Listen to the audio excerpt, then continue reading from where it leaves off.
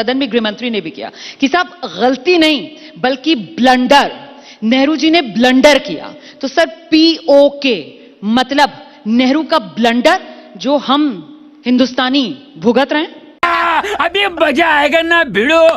देखिए, मुझे लगता है कि चाइना को क्लीन चिट देने वाले लोग आज नेहरू जी के अंदर ब्लंडर ढूंढ रहे हैं। 1945 में यूएन जरूर बना, लेकिन द्वितीय विश्व युद्ध समाप्त हुआ था और यूएन पावरफुल था। लेकिन जब शिमला समझौता हुआ तो यूएन में जो मुद्दा गया वो समाप्त हो गया। अगर उसके बाद, क्योंकि शिमला समझौते में था कि हम द्विपक्षीय इसको समस्या का समाधान करेंगे और कोई तीसरा पक्ष नहीं होगा, लेकिन अगर दोबारा यूएन में कोई लेकर गया तो मोदी जी की सरकार लेकर गई। ये तथ्यों को तोड़ मरोड़ कर पेश करना, एक साल माउंट बैटन रहे यहां पर, आज वो लोग पूछ रहे हैं जो भारत छोड़ो आंदोलन में अंग्रेजों के पीछे पीछे चल रहे थे, अंग्रेजों की सेना में अपने युवाओं की भर्ती करा रहे थे, आज वो हमसे पूछ रहे हैं कि एक साल माउंट बैटन एक्स्ट्रा क्यों रह गए थे। अरे बाप रे, ये तो धोती खोल रहा है। धारा 370 हट गई क्या? मैं देश के प्रधानमंत्री से पूछना चाहता हूं। धारा 370 में इससे पहले भी 36 बदलाव हुए हैं। 2 प्रधानमंत्री हुआ करते थे, क्या वो नहीं बदले गए? सुप्रीम कोर्ट, हाई कोर्ट होता था, उसकी पावर्स नहीं थी, पंचायती राज नहीं था, कॉन्करेंट लिस्ट के बहुत सब्जेक्ट नहीं थे। आज भी धारा 370 हिंदुस्तान के संविधान का हिस्सा है, लेकिन लाल किले की प्राचीर से लेकर इस मंच तक झूठ बोला जाता है। अनुच्छेद 370 हट गया ना जम्मू कश्मीर से? नहीं हटा ना, किसने कहा? आप मुझे आर्टिकल पढ़ा? लेकिन जो रोड़ा था वो तो हट गया ना। कोई रोड़ा नहीं हटा। हाँ। आप उस ऑर्डिनेंस को पढ़िए। हाँ। लिखा using the powers of article 370 we are making these 2 changes. पर दिक्कत यह कि मीडिया के साथ ही पढ़ते नहीं आजकल। ऑर्डिनेंस पढ़ा है आपने वो 6 अगस्त वाला? सर आपने कश्मीर को देखा है? मैं वापस आ रहा हूं। 370 हटने के बाद से आपने अब आप मुद्दे देखिए। ठीक है, आप मुद्दे को आपको अच्छा, अगर ठीक है, उनका वो पक्ष technical रखना है जवाब तो आप उनको पक्ष आप रख लीजिए, मैं चुप हो जाता हूं। वाह दीदी। नहीं, आप अपनी बात मैं रखिए। वास्तविकता देश को बता रहा हूं। अगर आपके पास कोई कागज है कि धारा 370 हिंदुस्तान के संविधान का हिस्सा नहीं है तो मैं बैठा हूं चुपचाप। आर्टिकल अनुच्छेद 370 मैं कह रहा हूं अनुच्छेद 370 अब हिंदुस्तान के संविधान का हिस्सा नहीं है। मैं एबीपी मंच के इस माध्यम से दोनों प्रवक्ताओं को चैलेंज करता हूं कि मुझे कागज दिखा दो। मुझे भी लपेट लिया आपने। अरे हाँ भाई हाँ। आपने क्योंकि मुझे बीच में टोका बोल दिया। मैंने बीच में टोका क्योंकि आप लोग, मैंने क्लैरिफिकेशन आपने चाहा वो था। ऑर्डिनेंस, मेरे दर्शक के लिए मैं आपसे क्लैरिफिकेशन अगर मांग रही हूं तो आप मुझे किसी पार्टी का प्रवक्ता बना देंगे। आपने दोबारा जैसे ही आप पकड़े गए तो आपने तुरंत उसके टॉपिक को बदल दिया। आपने जम्मू कश्मीर देखा है? अरे भाई, जम्मू कश्मीर मैंने भी देखा है और पूरा विश्व देख रहा है। 4.5-5 साल से वहां चुनाव नहीं हो रहे। आप बताइए कब चुनाव हुए थे लास्ट वहां पर सर वहां G20 की बैठकें हो गई। वही तो प्रॉब्लम है ना, दुनिया भर के डेलीगेशन पहुंच गए। दिक्कत यह है कि बीजेपी का प्रवक्ता बोलता है तो आप शांत बैठती हैं। मुझे बोल तो लेने दीजिए। अच्छा बोलिए। अभी वहां पर लेह लद्दाख में चुनाव हुए, किसी मीडिया की हिम्मत नहीं हुई कि बीजेपी बुरी तरह से हारी वहां पर, कि वहां के नतीजे दिखा दिए जाए। हमने तो बताया एबीपी न्यूज पर कि लेह लद्दाख काउंसिल के अंदर कांग्रेस ने बढ़िया प्रदर्शन किया। मैं फिर कहूंगा जी, अगर वहां पर कांग्रेस की जगह बीजेपी जीती होती तो आप मोदी जी का झंडा लेकर पूरा नोएडा का मीडिया निकल जाता।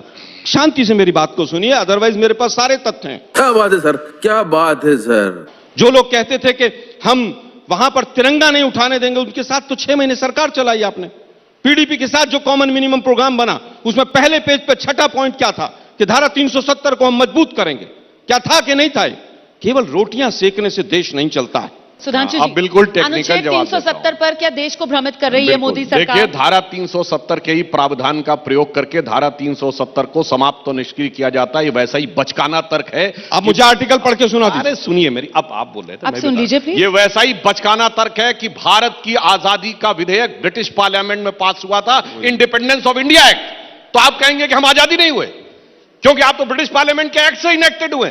ये बचकाना तर्क है भाई। यही है ना, इंडिपेंडेंस ऑफ इंडिया एक्ट पारित हुआ, भाई वो पारित हुआ, उसके साथ वो समाप्त हो गया। मैं यही धारा 370 के ही उजान समाप्त हो गया।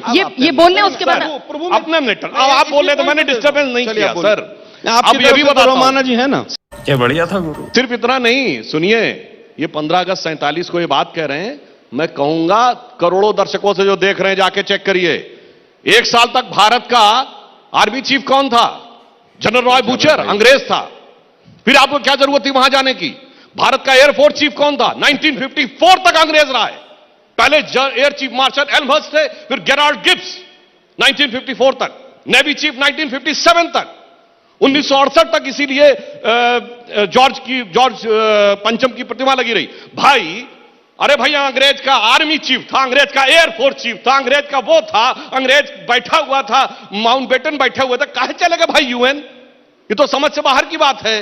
इसलिए मैं कह रहा हूं, जो आप आजादी कह रहे हैं ना, आज युवा पीढ़ी जाने, वो आजादी धीरे धीरे धीरे धीरे कैसे समझौतों के तहत मिली थी। अबे कौन है बे तू? आज की बात कहते हैं। अब आज की बात कहते हैं, जिसको जम्मू कश्मीर में कोई समस्या दिखती हो। अब जम्मू कश्मीर में आईएसआईएस के झंडे दिखते हैं? नहीं। अब बताइए, पाकिस्तान जिंदाबाद के नारे दिखते हैं? नहीं। अब कभी ऐसा दिखता है कि कोई हुजूम निकलते हुए? ये बताइए। आतंकवादियों के नमाजे जनाजा दिखते हैं? नहीं। अब कभी जुमे की नमाज के बाद एक भीड़ निकलती है और इंस्पेक्टर अयूब पंडित जैसे किसी को मार देती है? नहीं। अभी बदत है भाई, अभी बदत है। मैं केवल 2-3 चीजें बता देना चाहता हूं एबीपी के दर्शकों को। जी। धारा 370 और 35 अगर हट गई है तो सुप्रीम कोर्ट में 17 केसेस चल रहे हैं। पहला पिटिशनर था वी द सिटीजन्स। आज तक वो पिटीशन क्यों चल रही हैं? क्योंकि धारा 370 आज भी संविधान का हिस्सा है। आपने 2 बदलाव किए और वो दोनों बदलाव आज तक आपको वहां पर चुनाव भी नहीं करवा पाए हैं। धारा 370 को मजबूत करेंगे। पंडित नेहरू ने अगर गलती की थी तो आप पीडीपी के साथ मिलकर उसको मजबूत करके अच्छा काम कर रहे थे। मैं केवल ये कहता हूं कि सत्ता के सुख के लिए हमने तो कश्मीरी पंडितों के लिए भी तमाम काम किए। हमने उड़ान योजना से लेकर कश्मीर के इंटीग्रेशन से लेकर तमाम काम हुए।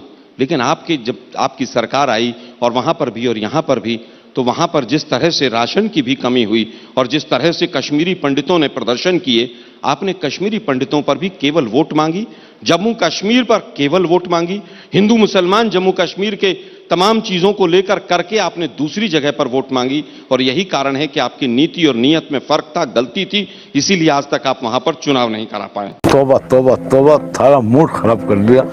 आईएसआईएस की बात 2016 में गृह मंत्री, 15 में गृह मंत्री कौन थे? राजनाथ सिंह जी थे। और राजनाथ सिंह जी ने संसद के पटल पर कहा था कि हिंदुस्तान में आईएसआईएस का एक भी व्यक्ति नहीं। 2015 के बाद तो हमारी सरकार रही नहीं, 2015 के बाद तो आप ही की सरकार रही। ये रिकॉर्ड ऑन रिकॉर्ड संसद में दिया गया राजनाथ सिंह जी का बयान है। लेकिन बदनाम करना एक भी व्यक्ति नहीं बोला था। बिल्कुल चुप। उन्होंने कहा था एक भी व्यक्ति वर्ड नहीं बोला। आईएसआईएस का कोई भी व्यक्ति, किसी तरह का कोई हस्तक्षेप हमारे यहां पर नहीं। लेकिन आज आप, क्योंकि आईएसआईएस के नाम पर हिंदू मुसलमान का एजेंडा चल सकता है, जो झंडे नहीं मांग दिखते लीजिए। वापस आता हूं। ये कहते हैं साहब तो कुछ भी नहीं होता, झंडे नहीं देखे? अरे भाई सुनिए ना, टीवी पे सुनिए ना भाई, पुलवामा में जो हुआ वो भी हमारे टाइम पे हुआ होगा। उरी में, पुंछ में, पुलवामा में, पठानकोट में, सब हमारे टाइम पे हुआ होगा। अभी 10 दिन पहले, 15 दिन पहले 5 जवान शहीद हुए और मोदी जी वो हवाई जहाज में हाथ हिला रहे थे, वो भी हमारे टाइम में हुआ होगा। आपने तो आतंकवाद समाप्त कर दिया पूरी तरह से। मुझे लगता है कि बुरहान वानी का जनाजा आज तक के शायद इतिहास में सबसे बड़ा जनाजा निकला होगा। 2 से 2.5 लाख लोग उसके अंदर थे, जिसके भाई को आपने नौकरी और पैसा देने का वादा किया, बाद में मुकर गए आप लोग। आपने अभी कहा ना कि वहां पर अब जनाजे नहीं निकलते। बुरहान वानी का जनाजा शायद पूरा देश भूला नहीं है, लेकिन उसके बावजूद क्योंकि आपको वोट चाहिए। वाह मोदी जी वाह।